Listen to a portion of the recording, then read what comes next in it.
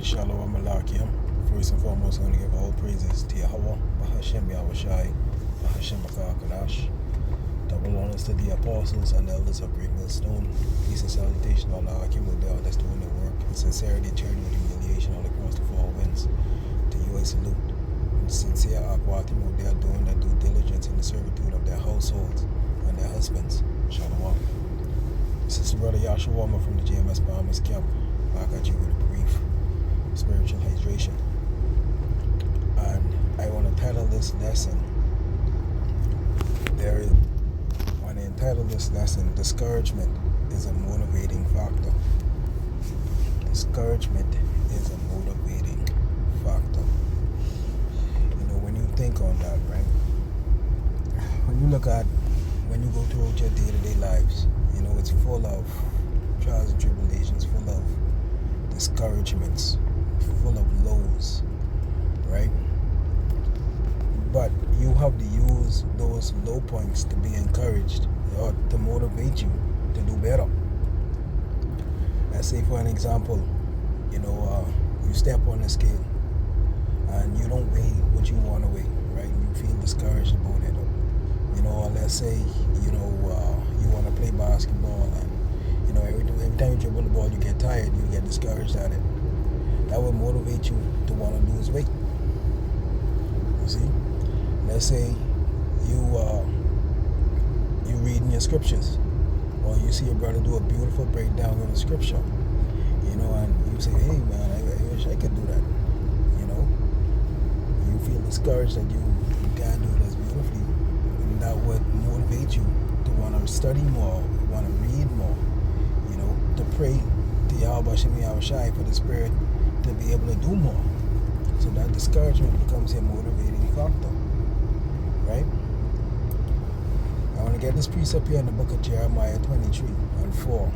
It says, and I will set up shepherds over them, which shall feed them, and they shall fear no more, nor be dismayed, neither shall they be lacking, said Yahweh.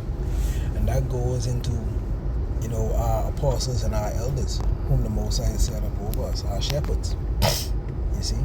Because these modern day Christians, their pastors and they leading them astray. As it says in verse 1, where it says, woe be unto the pastors that destroy and scatter the sheep of my pasture, said Yahweh. You see, but because we have the apostles and the elders and the brethren whom the Most High put the Spirit on and sent over us to teach us, we really should have nothing to fear.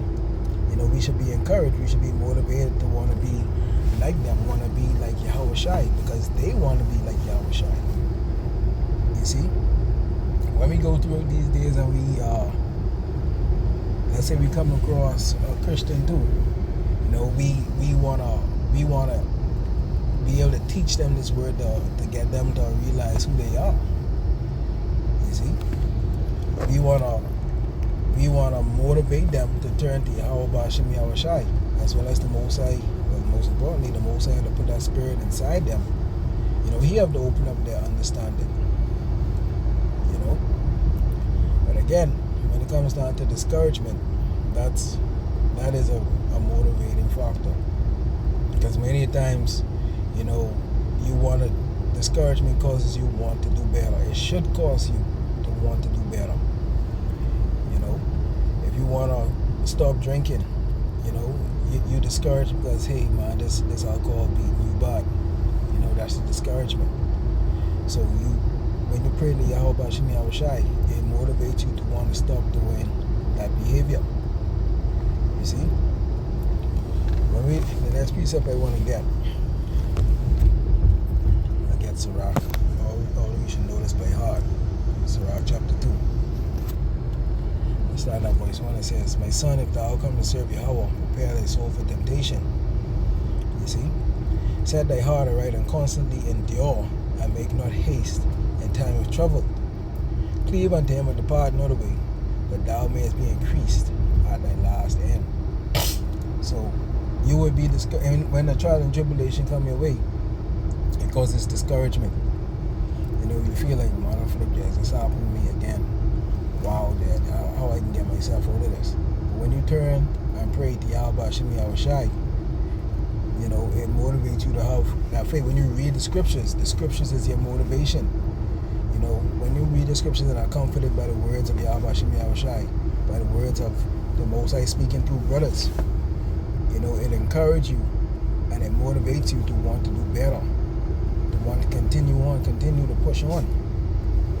You know, because I can share a testimony, right? Something that happened to me today, right? And it's very important to trust in Yahweh Shemi Awashai. You know, because when these trials and tribulations come, if you lack faith, you would only crumble, right? You would faint in the day of adversity. The scripture don't say it in vain, you know. It says, set thy heart aright and constantly endure and make not haste in time of trouble. Because my daddy teach me a lesson. He always said, haste makes waste. You see, he was telling me that from I was a little boy. And it wasn't until I got older I understood that saying. When you are hasty to do something, you end up wasting it and then having to do it again or lose the opportunity all at one time. You know, when you look at it from a spiritual sense, if sudden fear come upon you, as the scripture does say, be not weary of sudden fear.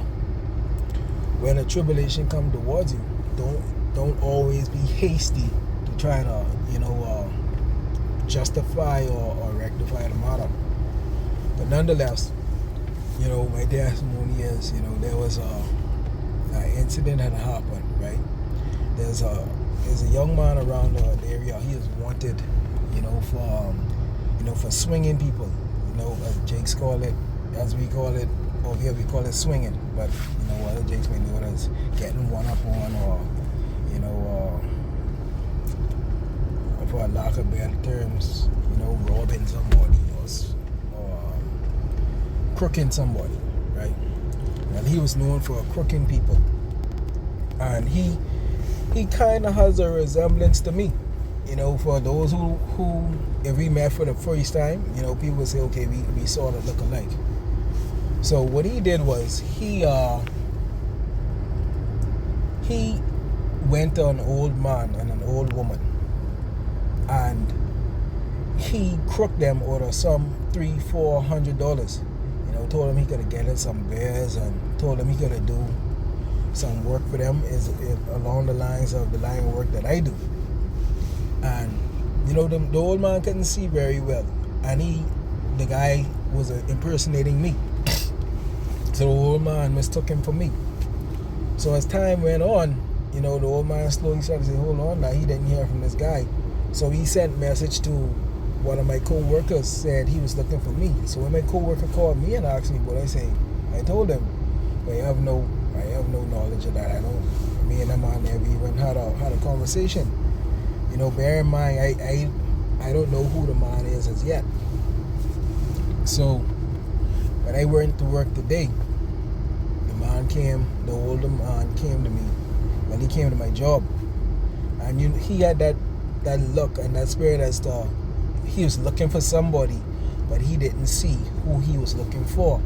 And when he saw me, he even looked at me as though, wait, it kind of looked like him, but this ain't who I looking for. So when we got to talking, I told him, I said, I never had this conversation with you. Me and you, you know, never talk about this. And he said, yeah, it ain't you for true. So when I told her, I said, let me talk to your wife, because, you know, the guy stole some money from his wife also. And she told him, no, it ain't, it's not me. You know, so what that reminds me of is when you are falsely accused, you know, when you trust in Yahweh Shemi Awashai, false accusations won't stick. You see, let me see if I can find that precept. Salakia. It says, accused. It says here.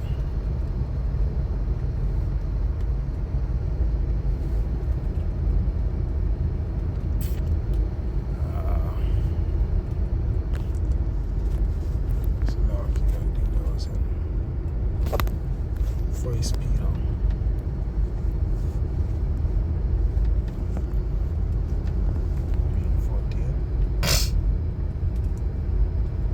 Do I need to be in trouble? can. That's it right there. And you start at 1 Peter 3, and you start at verse 14. It says, it start 13, and who is he that will harm you if ye be followers of that which is good? But, and if ye suffer for righteousness' sake, happy are ye, and be not afraid of their terror, neither be troubled. But sanctify Yahweh thy power in your hearts, and be ready always to give an answer to every man that asketh you a reason of the hope that is in you, with meekness and fear. Verse 16 says, having a good conscience, that whereas they speak evil of you, as of evildoers, they may be ashamed that falsely accuse your good conversation in a Mashiach. Now we know this goes into when they speak evil of you, and speaking of the goodness of Yahweh Shem Yahushai. You know, but when you apply it to this situation, you know, I was falsely accused of doing a thing. And when I was speaking to that older man, you know, you could see his countenance change, and it changed to more of that he was sorry, you know, for thinking it was me. One of the commandments says, you know, thou shalt not bear false witness towards thy neighbor. And what that I call him a scumbag did, he bared a false witness on me. He falsely accused me of something because he used my name to that old man and had the old man thinking it was me. So upon talking to the older gentleman and his wife, you know, I told him what the fella name. You know, he said, yeah, you know, that sound like it for true. And he left. And after he left, you know, I was thankful to Yahweh Shem Yahushai. I praise Yahweh Shem Yahushai that I got that cleared up. You know, we coming into these times now where, you know, how they say mistaken identity. If I was a man in the world, you know, that could have taken a different route. Because a lot of men in prison, a lot of men dead, a lot of men in a lot of problems because of so-called mistaken identity. You see, but we know the Most High don't make mistakes. These happen, you know, these trials and tribulations happen to test your faith. You see, if I lacked faith inside that situation, you know, it may have gone a different way. You know, when I first heard that the older man was looking for me, you know, because he knew where I live and where I worked and all that, I was like, boy, what are you looking for me for? You know, and I was kind of discouraged because he was under the impression that I swing him, that I was the one that did this deed to him. And when he came and he approached me and we spoke about it, I was relieved. You see, I was relieved that, hey, it wasn't me. You know, I got to show him that, hey, it wasn't me. You know, and that motivated me, you know, to do this lesson and to do this testimony. You see, it motivated me to keep the faith even more. It motivated me to want to read more and trust more in Yahweh Shem Yahushai.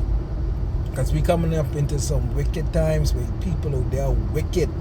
These Jakes fucking wicked, boy. You know, they try to dirty your name. But as long as you trust in Yahweh Shem Yahushai, you really don't have to do no explaining, boy. The Most High fight your battles. You see? You know, the scripture says the Most High don't always strive with man, right? When I heard that accusation, and you know, when I spoke to the older man, I really put two and two together and found out that, hey, there's this particular guy. The common sense, but said, but go look for that fella and go confront him. But through the Spirit, you know, no, that ain't the route. You already kept the faith and going about it this far. Continue to keep the faith and let the Most High deal with it. You see? And that's how come, you know, these times are coming up. We have to put our faith in Yahweh Shem Yahushai. You know, lean not towards your own understanding. Let the Most High be your guide. Let the Most High fight your battles. Because whatever you could think to do to them, the Most High could think many-fold over to do to them. You see? But that was just a testimony I wanted to share. You know, and you know that the title, Discouragement, you know, is a motivating factor. You know, I saw that on the status of my damsel, of my lady. You know, and Duwadi Abishim and Shai. You know, these lessons, you know, can be sparked and encourage different manners, you know. But the body Yahweh Shemi Awashai for putting that in my spirit. I'm going to give all praise to Yahweh Shemi Awashai. Hashem Akar Kadash, Shalom, and God be one.